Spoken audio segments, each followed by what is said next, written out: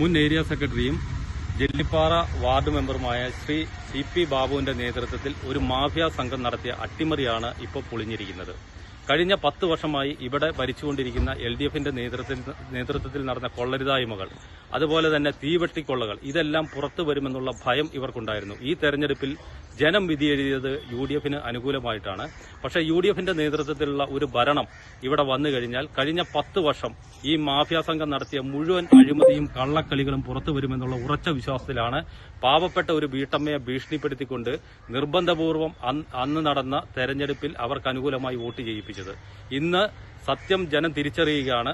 Shri CP ബാബുവിന്റെ നേതൃത്വത്തിൽ ഈ കൊള്ള സംഘത്തിനെതിരെ കഴിഞ്ഞ 2 ദിവസം അട്ടപ്പാടിയിലെ ജനങ്ങളുടെ അതിശക്തമായിട്ടുള്ള പ്രതിഷേധമാണ് ഉണ്ടായിട്ടുള്ളത്. CPM-കാരായിട്ടുള്ള ആളുകൾ പോലും, യഥാർത്ഥ CPM-കാർ പോലും ഈ ജനാധിപത്യത്തെ അട്ടിമറിക്കുന്നതിന് ശ്രീ CP ബാബുവിനെ അനുകൂലിക്കുന്നില്ല എന്നുള്ളതാണ് കഴിഞ്ഞ ദിവസങ്ങളിൽ വെളിവായത്. ഏതായാലും ഈ രാജിവെപ്പിലൂടെ, ഇപ്പോൾ പ്രസിഡന്റ് രാജിവെച്ചതിലൂടെ ജനാധിപത്യം വീണ്ടും അതിന്റെ മഹത്വം വീണ്ടെടുത്തിരിക്കുകയാണ്. ഒരു സംശയവും വേണ്ട. UDFന്റെ നേതൃത്വത്തിലുള്ള ഭരണസമിതി അഗളി ഗ്രാമപഞ്ചായത്തിൽ അധികാരത്തിൽ വരും. കഴിഞ്ഞ 10 വർഷം ഇവർ നടത്തിയ തീവെട്ടിക്കൊള്ള ഞങ്ങൾ ജനത്തിന്റെ മുമ്പിലേക്ക് ഞങ്ങൾ എടുത്തുകൊണ്ടുവരും എന്ന് മാത്രമാണ് ഇപ്പോൾ ഞങ്ങൾക്ക് പറയുവാനുള്ളത്.